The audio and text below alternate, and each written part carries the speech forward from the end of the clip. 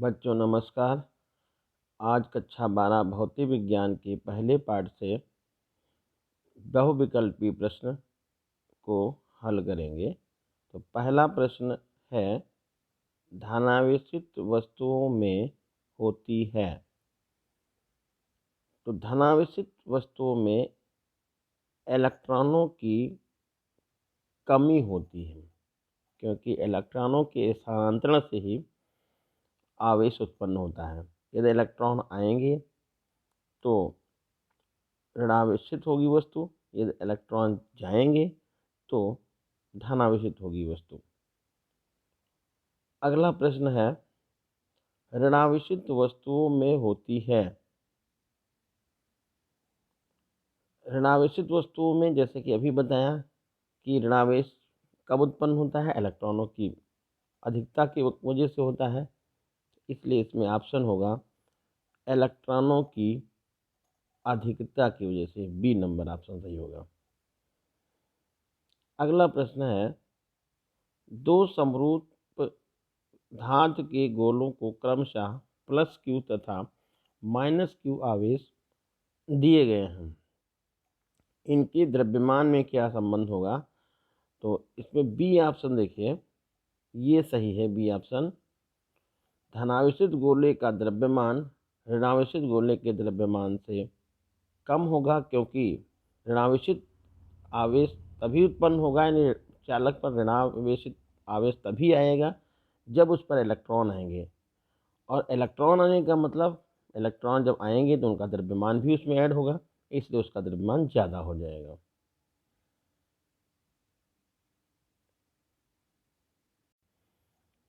अगला क्वेश्चन देखिए, +1 माइक्रोकूलाम तथा +4 माइक्रोकूलाम एक दूसरे से कुछ दूरी पर वायु में रखे हैं, उन पर लगने वाले बलों का अनुपात बताइए।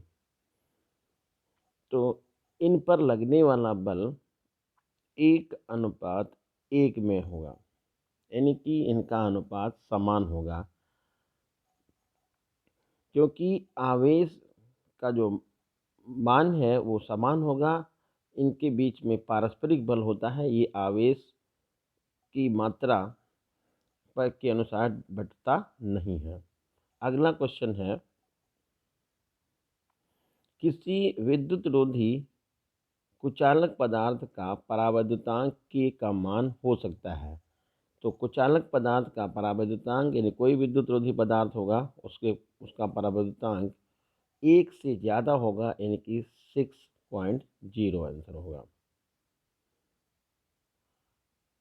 अगला क्वेश्चन, वायु में रखे दो धनावेशों के मध्य परावैद्युत पदार्थ रख देने पर इनके बीच प्रतिकर्षण बल का मान पर क्या प्रभाव पड़ेगा? तो यदि दो आवेशों के बीच कोई परावैद्युत पदार्थ रख दिया जाएगा तो प्रतिकर्षण बल का मान घट जाएगा। क्यों? तो कूलाम नियम ये है, F = 9 × 10⁹ Q1 Q2 अपान R² या F = 1/4πε0 K Q1 Q2 अपान R²। के यहाँ पर क्या नीचे आता है, इसलिए यहाँ पर जो वैद्युत बल का प्रतिकर्षण बल का मान होगा वो कम हो जाएगा। अगला क्वेश्चन है, कुछ दूरी पर रखे दो बिंदु आवेशों के बीच वायु के स्थान पर करोसीन यानी कि मिट्टी का तेल रख दिया जाता है, तो उन आवेशों के मध्य लगने वाले बल पर क्या प्रभाव पड़ेगा? तो इनके बीच लगने वाले बल का मान भी घट जाएगा, क्योंकि करोसीन तेल का जो K का मान होगा वो 1 से ज़्यादा होगा। अगला क्वेश्चन, एक कूलाम आवेश में इलेक्ट्रॉनों की संख्या कितनी होगी? तो फार्मूला बनता है Q = N × E। Q का मान 1 कूलाम लिख देंगे, नंबर ऑफ इलेक्ट्रॉन निकालेंगे और ई की स्थान पे 1.6 इंटू 10 की पावर -19 लिख देंगे। तो इसको हल करेंगे तो ये मान आपको मिल जाएगा 6.25 इंटू 10 की पावर 18 इलेक्ट्रॉन। अगला क्वेश्चन, 8 कूलाम ऋण आवेश में उपस्थित इलेक्ट्रॉनों की संख्या। तो इसको भी वैसे ही लगाएंगे। फार्मूला है Q इक्वल N इंटू ई। Q का मान 8 कूलाम है और N आपको पता करना है। E के स्थान पे 1.6 इंटू 10 की पावर -19 करेंगे। जब इसको हल करेंगे तो आंसर आपको मिलेगा 5 इंटू 10 की पावर 19 कुल इलेक्ट्रॉन।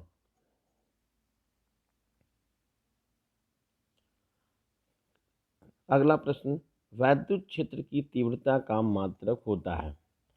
तो वैद्युत क्षेत्र की तीव्रता का मात्रक वोल्ट प्रति मीटर, यानी कि ये फार्मूला होता है E इक्वल V/D। अगला प्रश्न, वैद्युत क्षेत्र की तीव्रता का मात्रक होता है। तो वैद्युत क्षेत्र की तीव्रता का मात्रक एक फार्मूला ये भी होता है E इक्वल F/Q0। F का मान मात्रक हो गया न्यूटन, Q0 का होगा कूलाम। तो ऑप्शन हो गया सी, न्यूटन प्रति कूलाम। क्वेश्चन नंबर नेक्स्ट है, निम्न में से कौन सा वैद्युत क्षेत्र का मात्रक नहीं है। तो वैद्युत क्षेत्र का मात्रक देखिए बी ऑप्शन है, ये जूल प्रति कूलाम लिखा है। तो V equal W/Q, V equal W/Q, ये जो मात्रक है वैद्युत विभव का है। और सब ये मात्रक ये और ये सब वैद्युत क्षेत्र के मात्रक है। तो इसमें बी ऑप्शन सही होगा, जूल प्रति कूलाम ये वैद्युत क्षेत्र का मात्रक नहीं है। क्वेश्चन नंबर अगला, निर्वात की वैद्युतशीलता यानी एप्सिलॉन नॉट का मात्रक बताइए। इसका मात्रक ये पहला ऑप्शन है कूलाम स्क्वायर प्रति न्यूटन मीटर स्क्वायर। इसको कहाँ से निकालेंगे? तो F equal 1/4 pi epsilon not Q1 Q2 upon R square. Epsilon not को इधर करेंगे और F को नीचे करेंगे तो ये मात्रक बन जाएगा Q1 means coulomb, coulomb coulomb square हो गया, अपान F का मात्रक न्यूटन हो गया और R स्क्वायर का मात्रक मीटर स्क्वायर हो गया। तो न्यूटन मीटर स्क्वायर, इसलिए पहला ऑप्शन सही होगा। अगला क्वेश्चन है, एक अल्फा कण 15 इंटू 10 की पावर 4 न्यूटन प्रति कूलाम के वैद्युत क्षेत्र में स्थित है, उस पर लगने वाला बल बताइए। तो इसमें देखिए फार्मूला आपने पढ़ा है F बराबर Q इंटू ई। अल्फा कण पर आवेश होता है 2E के बराबर।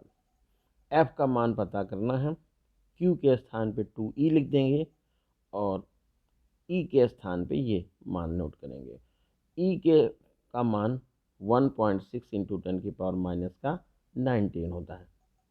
इसको हल करेंगे तो आंसर आपको मिल जाएगा 4.8 इंटू 10 की पावर -14 न्यूटन। क्वेश्चन नंबर 16, दूरी R पर स्थित दो बिंदु आवेश Q1 Q प्लस Q तथा माइनस Q के बीच लगने वाला बल F है।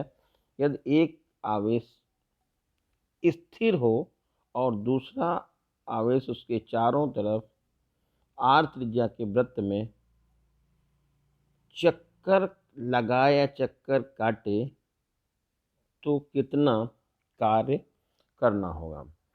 देखिए, जैसे ये आवेश स्थिर है और ऐसे इलेक्ट्रॉन कोई चक्कर वृत्त में लगा रहा, तो वृत्त में लगाने का मतलब वो ऐसे घूम रहा है, तो समविभव पृष्ठ हो गया। और समविभव पृष्ठ पर यदि कोई आवेश चक्कर लगाएगा, गति इधर से उधर जाएगा, एक स्थान से दूसरे स्थान पर ट्रांसफर होगा, तो उसके द्वारा कोई कार्य नहीं किया जाएगा, क्योंकि समविभव पृष्ठ का विभवांतर कितना होता है, 0 होता है। और फार्मूला होता है V बराबर W/Q। तो W बराबर V इंटू क्यू, V की वैल्यू 0, तो W का मान भी 0 होगा। अगला क्वेश्चन, 2 माइक्रोकूलाम के दो बराबर और विपरीत आवेशों के बीच की दूरी 3 सेंटीमीटर है, इसका वैद्युत ध्रुव आघूर्ण बताइए। ये 2 माइक्रोकूलाम के बराबर और विपरीत आवेश, यानी कि ये इलेक्ट्रिक डायपोल है और बीच की दूरी है 3 सेंटीमीटर।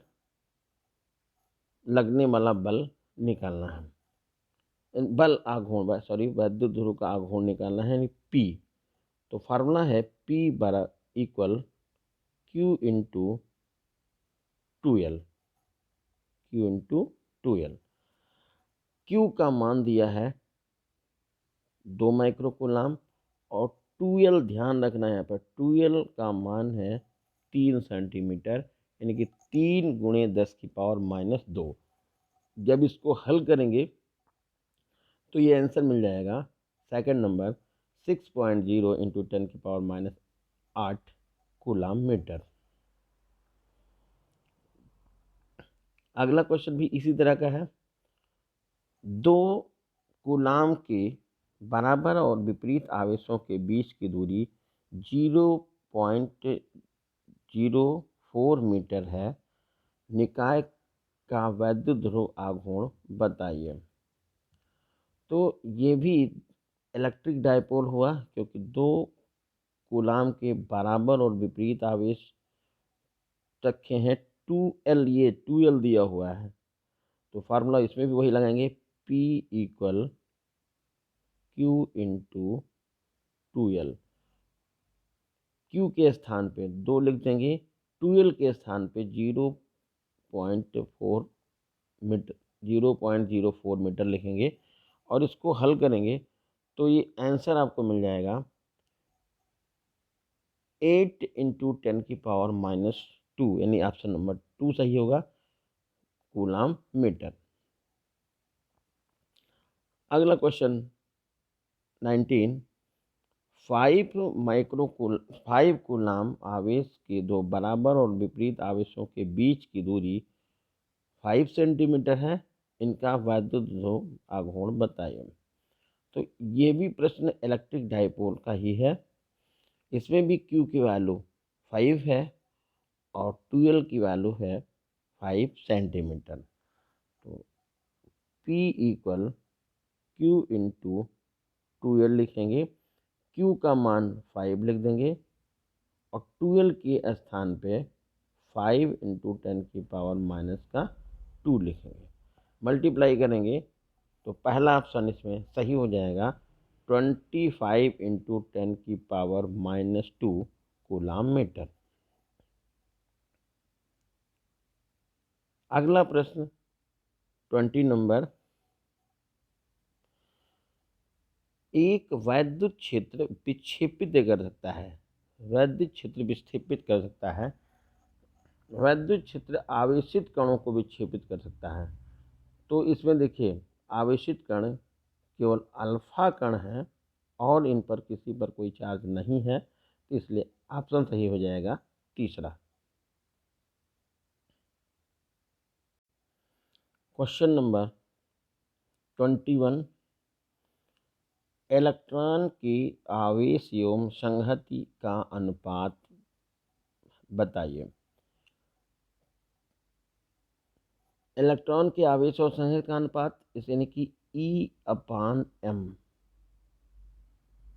इसको विशिष्ट आवेश भी कहते हैं। विशिष्ट आवेश के पूछा जाए इलेक्ट्रॉन के विशिष्ट आवेश का अनुपात बताइए, तो E के स्थान पे 1.6 इंटू 10⁻⁻19 कूलम लिखेंगे, और m इलेक्ट्रॉन का होता है 9.1 इंटू 10⁻31 किलोग्राम। इनको कैंसिल करेंगे यानी कि हल करेंगे तो आंसर मिलेगा 1.77 इंटू 10⁻11 कूलाम प्रति किलोग्राम।